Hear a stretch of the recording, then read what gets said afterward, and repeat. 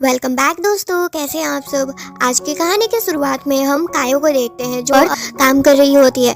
पर तभी वो देखती है कि एक ग्रैंडमा को एक आदमी बहुत परेशान कर रहा है और उन्हें धक्के मारकर वहां से निकाल रहा है। और ये सब कायो देख नहीं सकती थी, तो वो खुद ग्रैंडमा की हेल्प करती है और उस आदमी से भी लड़ती है। पर वो आदमी उससे ही लड़ने लगता है, पर कायो उसे अच्छे से सबक सिखाती है।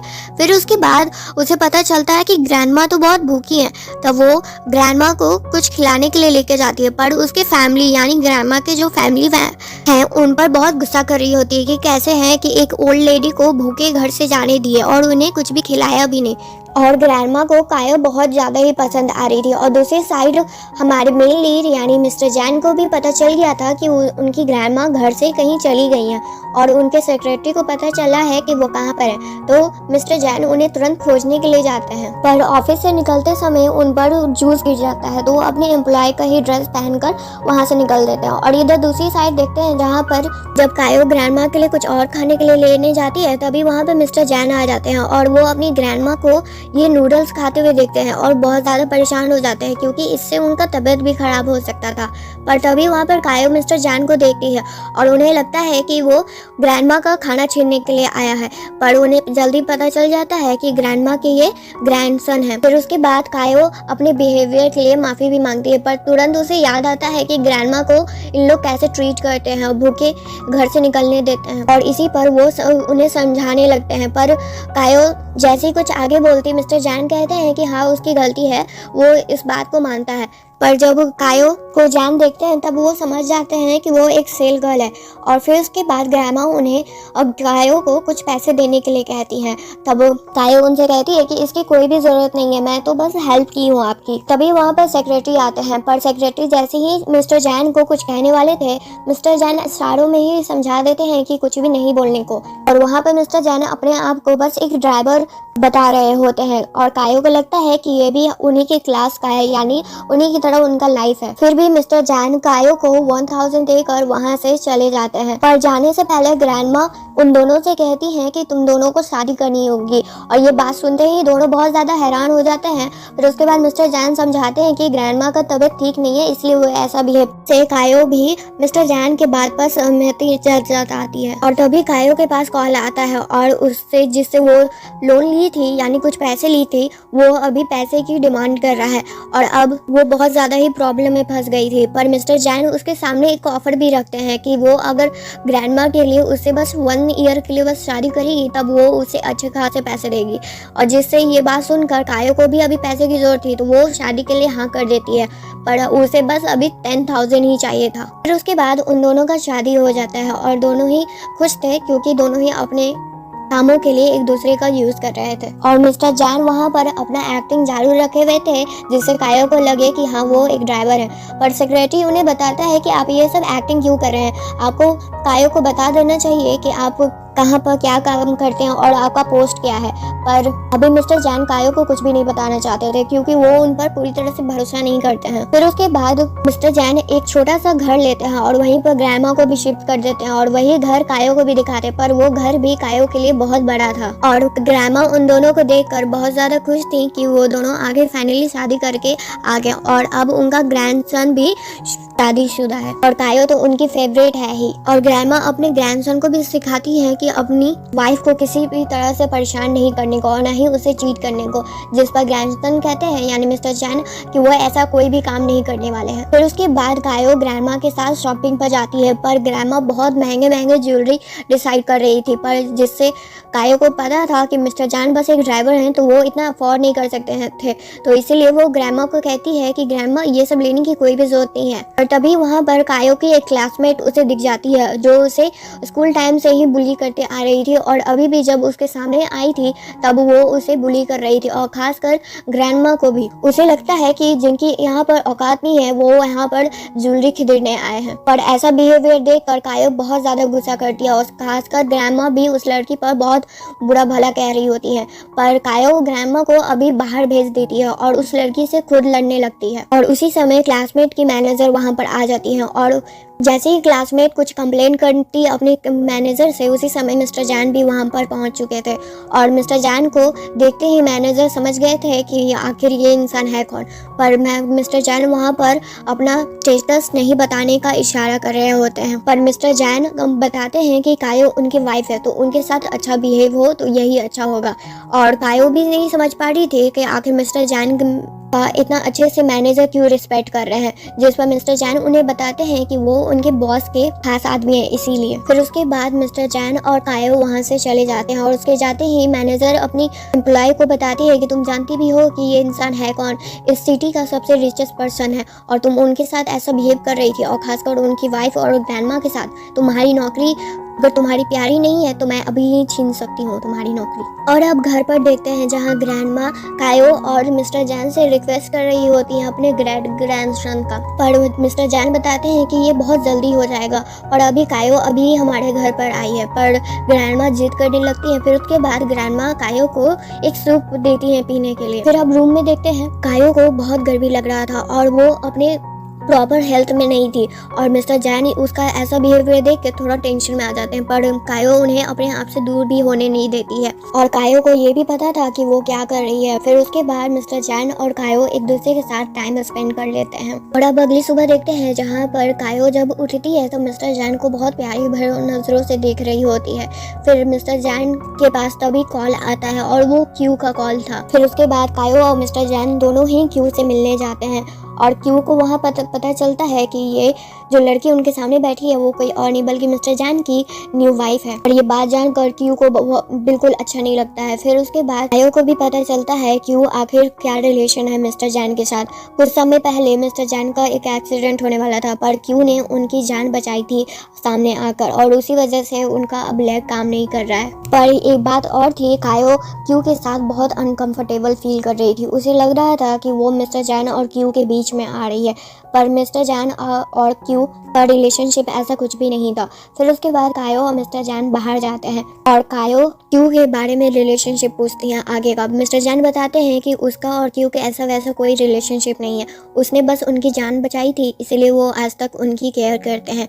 ये बात सुनकर कायो उनसे प्रॉमिस करती है कि वो भी अब आगे से क्यू का ध्यान रखेगी क्योंकि उसके हस्बैंड का जान उसने बचाई थी। और ये बात सुनकर मिस्टर जैन को बहुत अच्छा लगता है। उसके बाद देखते हैं कि कायो क्यू का बहुत अच्छे से ख्याल रख रही थी, उसके हर एक प्रॉपर नीड का वो ध्यान रख रही थी, पर क्यू अपने हरकतों से बाज नहीं आती है और वो कायो को बस बुली कर रही होती है बस किसी भी तरह से। पर तभी वहाँ पर कायो की दोस्त लुई वहाँ आती है और वो ये सब देखते ही क्यू का इंसल्ट करने लगती है। पर उसी टाइम पर मिस्टर जैन आते हैं और उन्हें पूरा सच पता नहीं था कि क्यू ने आखिर कायो के साथ क्या किया था और वो जो भी उन्होंने अभी देखा था उसी बेस पर वो डिसाइड कर लेते हैं और क्यू को अपने साथ लेकर चले जाते हैं। और ये सब देखकर कायो को बिल्कुल अच्छा नहीं लगता है और वो अपनी दोस्त लुई के साथ एक पार्टी में जाती है जहाँ पर बहुत सारे बॉयज़ थे और वो उनके साथ एंजॉय करने लगती है। पर उसी बीच में लुई उनका वीडियो बनाकर उनके हस्बैंड मिस्टर जैन को सेंड कर देती है और ये सब देखकर मिस्टर जैन को बहुत ज़्यादा ही जेलस फील हो रहा था और वो तुरंत कायो को लेने के लिए आते हैं और वहाँ से लेकर चले जाते हैं। पर कायो अभी बहुत ज़्यादा ही ड्रंक थी और उसे पता नहीं था कि वो क्या बोल रही है और क्या कर रही है। और उसी ड्रंक हालत में मिस्टर जैन को वो कहती है कि तुम सिर्फ मेरे हो और किसी और लड़की के बारे में तुम सोच भी नहीं सकते हो। और ये बात सुनकर मिस्टर जैन को बहुत अच्छा लगता है और वो कायो से कहते हैं कि हाँ मैं सिर्फ तुम्हारा हूँ। और अब अगली सुबह देखते हैं जहाँ पर क्यू मिस्टर जैन से मिलने के लिए आई थी, पर जब वो कायो और मिस्टर जैन को एक साथ देखती है तब उसे बिल्कुल अच्छा नहीं लगता है और वो तुरंत वहाँ से चली जाती है। पर मिस्टर जैन और कायो एक दूसरे के साथ बहुत ज़्यादा ही खुश थे। पर आज क्यू को मिस्टर जैन का एक और असलियत पता चला था कि वो अपनी वाइफ से एक सच छुपा रहे हैं, ड्राइवर बनने का बस एक नाटक कर रहे हैं और उसे पता चल गया था कि अब कैसे कायो को मिस्टर जैन से जुदा करना है। और तभी वो कायो को एक मीटिंग के लिए बुलाती है। फिर उसके बाद कायो को वो सच पता चल जाता है जो मिस्टर जैन के बारे में उसे नहीं पता था और वो असलियत ये था कि कायो जिस आदमी से शादी की है वो कोई आम आदमी नहीं है बल्कि उसी सिटी का सबसे रिचेस्ट आदमी था और नंबर 1 कंपनी का मालिक। और उसके बाद कायो चाहती थी कि मिस्टर जैन ये सच अब उसे खुद बता दे, पर अभी भी मिस्टर जैन उसे कुछ बताते नहीं हैं क्योंकि वो तो एक प्रपोजल का वेट कर रहे थे और उसी समय कायो को वो सब कुछ बता देते। पर कायो को लगता है कि मिस्टर जैन अब उसे ये सच कभी भी नहीं बताएंगे और उसे हमेशा धोखे में रखेंगे, तो इसी वजह से वो ग्रैंडमा को अलविदा बोलकर मिस्टर जैन को छोड़कर वहाँ से चली जाती है। और जब वो अपने घर पर आती है तब वो उनके मॉम एंड डैड को अपने घर पर देखती है और उन्हें देखते ही कायो बहुत ज़्यादा गुस्से में आ जाती है क्योंकि आज तक उनके मॉम और डैड कभी भी एक पेरेंट्स का फ़र्ज़ नहीं निभाए थे और ना ही कभी कायो का केयर करते थे। बस उन्हें कायो से बस एक ही मतलब था कि वो बहुत सारे पैसे कमाकर उनके पास लाए। पर जब कायो अपनी मॉम के साथ अच्छे से बिहेव नहीं कर रही होती है तब डैड बहुत ज़्यादा गुस्सा होते हैं कि तुम अपनी मॉम के साथ ऐसा बिहेव नहीं कर सकती हो, जिस पर कायो उन्हें कहती है कि ये मेरी मॉम नहीं है बल्कि स्टेप मॉम है और इन्हें सिर्फ अपने बेटे से प्यार है और आपको भी। पर ये सब बातें सुनकर वो दोनों बहुत ज़्यादा गुस्से में आ जाते हैं और कायो से लड़ने लगते हैं और उसी बीच में कायो को बहुत बुरी तरह से चोट लग जाता है कि जिसकी वजह से वो बेहोश हो जाती है। पर जब उसे होश आता है तब वो अपने आप को चेयर से बांधा हुआ देखती है, पर ये सब भी इसलिए हो रहा था क्योंकि ये क्यू का ऑर्डर था। और उठते ही उसे पता चलता है कि उसके पेरेंट्स ने उसे 1 लाख में किसी और को बेच दिया है और उसकी जल्द ही अब शादी भी होने वाली है। जो बात सुनकर कायो बहुत ज़्यादा चिल्लाने लगती है, पर उसकी कोई भी बात उन लोग सुन नहीं रहे होते और वहीं 2 लेडीज़ बाहर बैठकर बातें कर रही होती है जिससे कायो का शादी होने वाला था। पर अब किसी भी तरह से कायो को वहाँ से बाहर निकलना था। तब एक बच्चे के फ़ोन से कायो मिस्टर जैन को कॉल करती है क्योंकि उधर तो ये बात पता चल रहा था कि ग्रैंडमा बहुत ज़्यादा रो रही थी कायो के जाने से और मिस्टर जैन को ये बात बिल्कुल पसंद नहीं आई थी कि बिना बताए कायो कैसे जा सकती है। और कायो ने जो लेटर रखा था यानी नोट रखा था वो भी क्यू ने हटा दिया था। इसी वजह से मिस्टर जैन को कुछ भी नहीं पता था और इधर दूसरी साइड कायो बहुत ज़्यादा परेशान थी। पर कायो किसी भी तरह से उस फ़ोन से मिस्टर जैन को कॉल करती है और मिस्टर जैन को पता चलता है कि कायो अभी सही सलामत नहीं है। फिर उसके बाद वो अपनी टीम के साथ कायो को खोजने के लिए जाते हैं और फाइनली उन्हें पता चल जाता है कि कायो कहाँ पर है। पर दूसरी साइड जिससे कायो का शादी होने वाला था वो लोग आते हैं और वो लोग कायो को बहुत ज़्यादा बुली कर रहे थे जबकि कायो बस अपने आप को बचा रही होती है। पर जैसे ही मिस्टर जैन और उनकी टीम आती है तो उन लोगों को अच्छे से सबक सिखाती है और कायो फाइनली अब सेफ थी। पर अब मॉम और डैड को पकड़ लिया गया था और उनसे पूछा जा रहा था कि आखिर इसके पीछे कौन है और किन्होंने तुमको ऑर्डर दिया था ये सब काम करने से।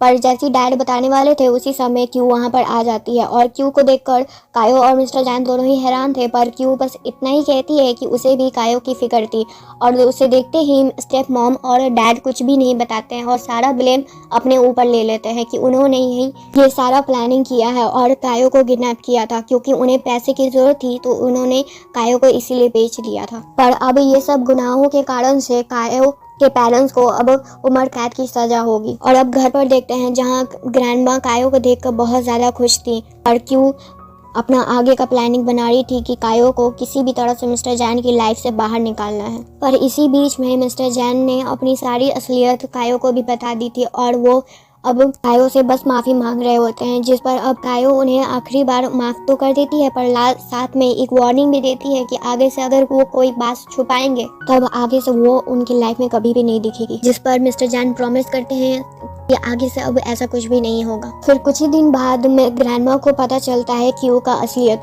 वो कायो को किडनैपिंग करने का दोबारा से प्लान बना रही थी और साथ में उसे मारने का भी। पर ये सब बात ग्रैंडमा सुन लेती हैं और क्यू को भी पता चल जाता है कि ग्रैंडमा को उसका सारा असलियत पता चल गया है, वो पैर टूटने का नाटक करने का भी और आगे का जो कायो के साथ वो प्लानिंग बनाने वाली थी वो भी। पर इसी वजह से क्यू और ग्रैंडमा में बहुत फाइट होता है जिस वजह से ग्रैंडमा को बहुत ज़्यादा चोट लग जाता है। और अब हॉस्पिटल में देखते हैं जहाँ पर कायो और मिस्टर जैन ग्रैंडमा के लिए बहुत ज़्यादा ही परेशान थे। पर जब डॉक्टर उन्हें बताते हैं कि वो अब कोमा में चली गई है तब इस बात से कायो को बहुत बुरा लगता है। पर क्यू को ये बात सुनकर बहुत ज़्यादा ही अच्छा लग रहा था कि ग्रैंडमा अब कोमा में है और उसका असलियत अब कोई भी नहीं बताएगा। पर अब कुछ ही समय में कायो को थोड़ा महसूस होता है कि ग्रैंडमा के हाथ में एक बटन है जो क्यू का था। पर क्यू उसे किसी भी तरह से अपने बातों में लाकर उसे आगे का सोचने पर मजबूर नहीं करती है। और जब डॉक्टर ग्रैंडमा को देखते हैं तब डॉक्टर कहते हैं कि ऐसा सिम्टम बार बार होता है कि कोमा पेशेंट ऐसा कभी बिहेव करते हैं। और दूसरी साइड देखते हैं कि जहाँ क्यू अपने आदमियों के साथ प्लानिंग बना रही होती है और जब कायो क्यू का ख्याल रख रही थी तब वो सुनती है 2 लोग उसी किडनैपर के बारे में बात कर रहे होते हैं और क्यू ये सब सुनकर बहुत ज़्यादा खुश होती है, क्योंकि ये सब प्लानिंग भी क्यू का था ताकि कायो उन दोनों के बाद में आकर उनके जगह पर आ जाए। और अब वैसा ही होता है, कायो उसी जगह पर पहुंच गई थी जहां पर क्यू चाहती थी और उसे किडनैप करके एक चेयर से बांधे हुए थे और उसे बुली कर रहे थे। और कायो के सामने क्यू अपना सारा असलियत बता देती है कि वो क्या क्या आखिर ग्रैंडमा के साथ की थी और इतने टाइम से क्या नाटक कर रही थी। पर क्यू को ये बात पता नहीं था कि ये सारा प्लानिंग कायो और मिस्टर जैन का था और उसका जो भी हरकत वो अभी कर रही थी और जो भी अपना सच सामने ला रही थी वो सब कुछ रिकॉर्ड हो रहा था, क्योंकि मिस्टर जैन वहाँ पर आ चुके थे। और जैसे ही मिस्टर जैन के लोग क्यू के लोगों को और उसको पकड़ लेते हैं, तब क्यू को पता चलता है कि वो प्लानिंग नहीं बना रही थी बल्कि वही कायो और मिस्टर जैन के प्लानिंग में फंस चुकी थी। और अब जब उसे पता चला था कि मिस्टर जैन भी इस प्लानिंग में थे, तब क्यू को बहुत ज़्यादा बुरा लगता है, क्योंकि वो मिस्टर जैन से प्यार करती थी और उन्हीं की वजह से ये सब वो नाटक कर रही थी। पर ये सब प्यार नहीं था, बस एक सेल्फ ऑब्सेशन था। पर क्यू अब मिस्टर जैन और कायो को एक साथ नहीं देख सकती थी, तो इसी वजह से वो कायो पर हमला करने वाली थी। पर तभी वहाँ पर क्यू फेल हो जाता है, क्योंकि मिस्टर जैन वहाँ पर कायो को बचा लेते हैं। और अब हॉस्पिटल में देखते हैं जहाँ पर कायो मिस्टर जैन और ग्रैंडमा का ख्याल रख रही थी और वहाँ पर कायो एक और खुशखबरी बताती है कि वो माँ बनने वाली है। और ये बात सुनकर ग्रैंडमा और मिस्टर जैन दोनों ही बहुत ज़्यादा खुश होते हैं। और अब 5 साल के बाद देखते हैं जहाँ पर मिस्टर जैन और उनका बेटा दोनों एक साथ है और मॉम यानी कायो वहाँ पर तभी उन लोगों से मिलने आती है अपने दोस्त के साथ, जिसे देखकर मिस्टर जैन को बिल्कुल अच्छा नहीं लगता है। पर अब सभी लोग एक साथ खुश थे और यहीं पर हमारी कहानी एंड हो जाती है। थैंक यू दोस्तों, यहाँ तक ये स्टोरी सुनने के लिए। प्लीज़ को सब्सक्राइब करना ना भूलिए और इस वीडियो को लाइक करना।